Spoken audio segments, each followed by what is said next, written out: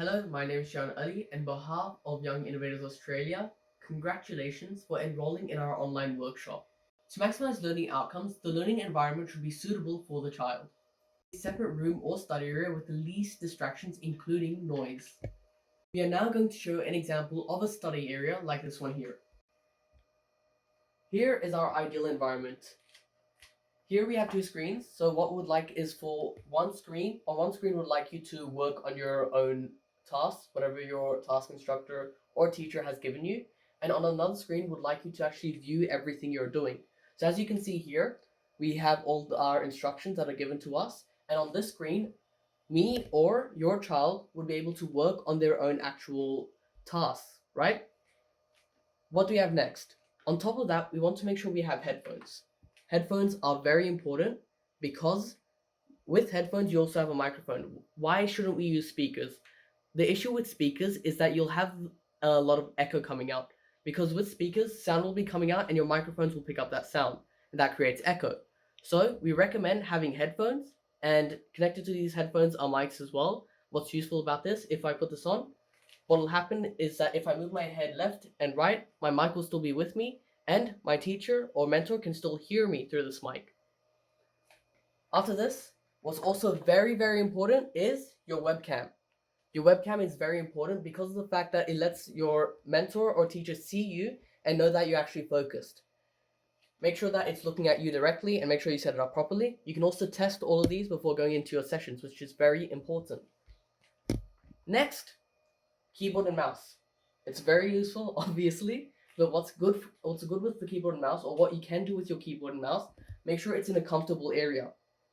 So what do I mean by a comfortable area? Before I talk about that, with your chair, what you want to do is that you want to set it up in a way where you are having a straight posture, you aren't leaning forward, and that's where your keyboard and mouse should be set up properly. Make sure you have a mouse pad as well. That'll help you with moving your mouse easily. So set it up properly so that you're able to keep a nice straight posture and be able to work at the same time. And this is how your ideal setup should be. Then, two other things that are very, very important for your ideal learning environment is number one, fast internet. So you can stay up to date with everything that's going on and you aren't disconnected. And number two is having Chrome as your browser. Chrome is a very good browser and it works with a lot of applications. It will make your learning experience much. All our learning resources are run through the Google Chrome browser. Just in case you don't have this, let's look at different alternatives. The first alternative setup is where we have a laptop, and what we recommend is that you connect your laptop to an external monitor. This is very important for, once again, as you mentioned, for your child to actually see what's going on. And what's special about this is that you have an external mouse and keyboard. It isn't ideal for your child to be leaning forward to try and use your laptop's keyboard, because this is bad for their posture. So we recommend having an external keyboard and mouse so they can keep their straight posture and work. Here are other alternative options where you can have a computer here, and on this computer what you can do, so over here we're using Windows 10, this is why you're able to do this. You can select your window and move it to the right, and what you can do is that you can split your screen into two. On one side you can have your work, and on the other side you can have your class or sessions with your teacher.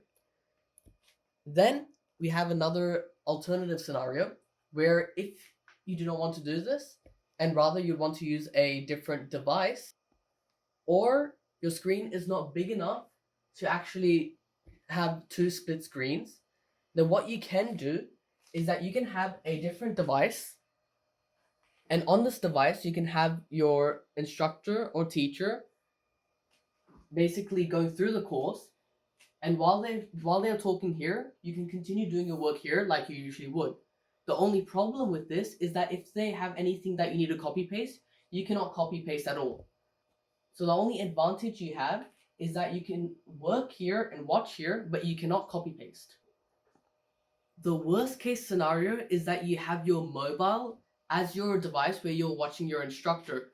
Your computer would be here and your mobile will be here with your instructor instructing you on what you need to do. I hope we have given you enough information to set up a learning environment at home. Mentors can take care of learners once they successfully connect to the online session, where they are able to talk, listen, and speak with the mentor and vice versa. In case any of the hardware is missing or not working, it is impossible for a mentor to help. And in this scenario, it is very, very important for an adult to be there with the learner before the session to make sure everything is working and everything goes smoothly. I hope this helps your child learn more efficiently, and good luck and see you in the online session.